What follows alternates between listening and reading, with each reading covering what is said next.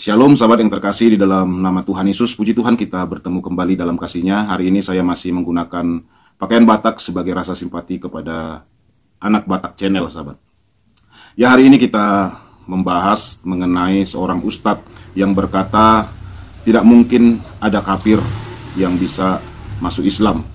Itu ternyata ada ayatnya sahabat setelah dijelaskan oleh Bapak Ustadz. Dan Bapak Ustadz ini dengan tegas berkata bahwa banyak orang yang mau masuk Islam dengan cara bohong-bohongan atau pura-pura. Dari beberapa video yang saya upload, mungkin sahabat mengikuti ya, ada 3 video secara berderet-deret saya upload bagaimana Muslim sendiri yang membongkar penipuan-penipuan yang dilakukan oleh mualaf, sampai mereka itu meraih keuntungan yang cukup besar, puluhan juta bahkan ratusan juta, karena menjadikan mukallaf sebagai pekerjaan sahabat. Mereka bekerja sebagai mukallaf untuk mengais rezeki, untuk mendapatkan pundi-pundi dari infak, sedekah, atau yang lain-lain sahabat. Jadi dari beberapa video itu ada juga teman-teman seiman Kristen yang menasihati saya, Bang JDP, jangan terlalu dibongkar semuanya, nanti mereka bisa marah, katanya begitu. Ya udah, saya hentikanlah beberapa video, nanti di 2024 akan saya upload lagi, karena ada banyak video seperti itu sahabat. Mukallaf penipu dan memanfaatkan Muslim dari lahir sebagai ajang pencarian duit. Jadi itu dibongkar oleh beberapa ustadz dan ulama-ulama loh, bukan orang Kristen. Mereka banyak menipu, mereka banyak melakukan bohongan-kebohongan dan dilakukan oleh mereka yang sebenarnya agamanya Islam, dan ada juga yang beragama lain sahabat. Seorang ustadz mukallaf ini juga, ustadz ini mukallaf juga sahabat. Dia berterus terang dan mengatakan jangan terlalu percaya kalau ada orang masuk Islam. Ini videonya.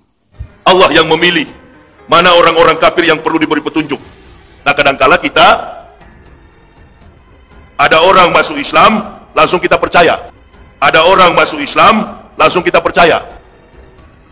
Kritis, ada 2 hal yang disampaikan oleh Allah dalam Al-Quran. Yang pertama, orang kafir itu sampai kapanpun dia tidak bisa masuk Islam. Orang kafir itu sampai kapanpun dia tidak bisa masuk Islam.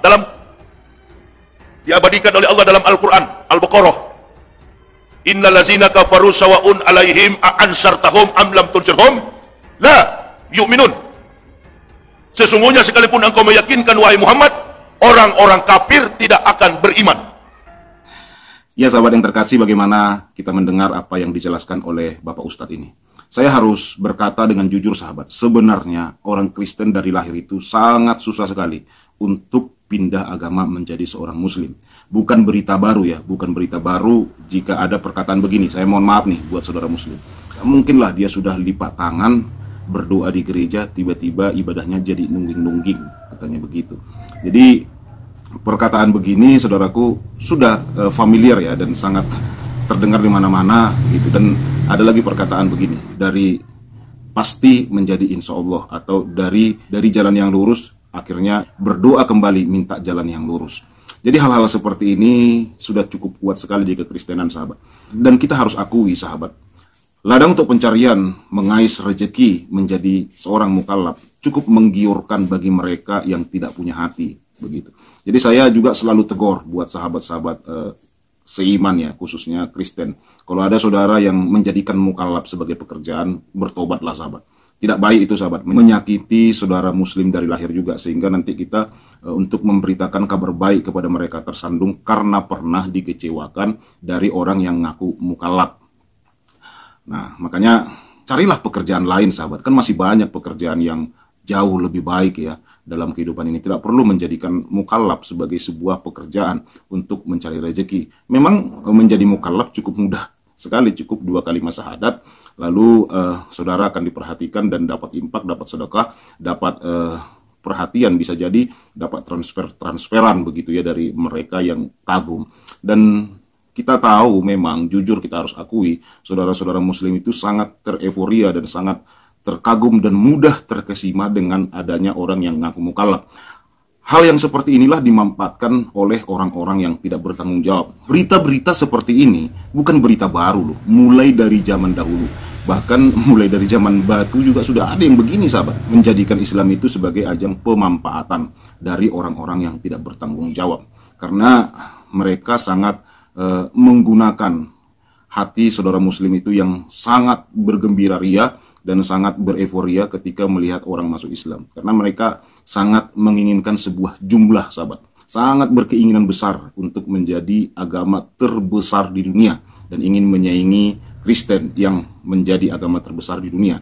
Itu tujuan mereka, sahabat. Makanya tidak heran, sahabat, apabila mereka sering berkata, Amerika sekarang sudah Kristen, Eropa sekarang sudah Kristen, gereja dijuali di sana semua jadi masjid, semua orang sudah bersahadat, di Thailand, di mana-mana, semua orang sudah dibuat mereka jadi masuk Islam, sahabat. Bahkan pahlawan-pahlawan, orang-orang yang sudah meninggal, pastor-pastor yang sudah meninggal, pendeta yang sudah meninggal, bahkan ada yang masih hidup, mereka sudah mualafkan.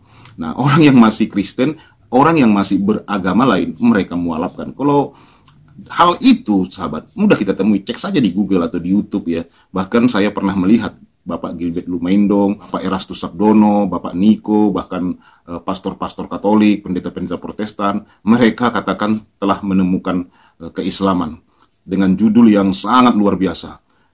Judulnya dibuat begini, banyak orang berpikir pendeta ini masih Kristen, ternyata sudah masuk Islam. Masya Allah, judul-judul begitu banyak loh, sahabat. Bahkan pemain bola, Messi, Cristiano Ronaldo, Valentino Rossi, dan banyak lagi orang-orang yang berprestasi di dunia ini, mereka katakan mualaf. Dan di Raja Charles ya, mereka juga katakan keturunan Rasulullah. Bahkan Putri Diana, bahkan Ratu Elizabeth, sahabat, mereka juga telah mualafkan. Jadi mereka sangat tereforia dengan jumlah, sahabat. Dan hal seperti ini tidak mengagetkan. Karena mereka ingin supaya orang banyak dan mereka menjadi orang nomor satu. Mereka nggak ikhlas menjadi orang nomor dua, sahabat. Mereka maunya menjadi orang nomor satu. Sehingga hal-hal seperti ini dimanfaatkan dari orang-orang yang tidak bertanggung jawab. Hingga adalah orang yang sebenarnya muslim dari lahir berpura-pura jadi mualaf.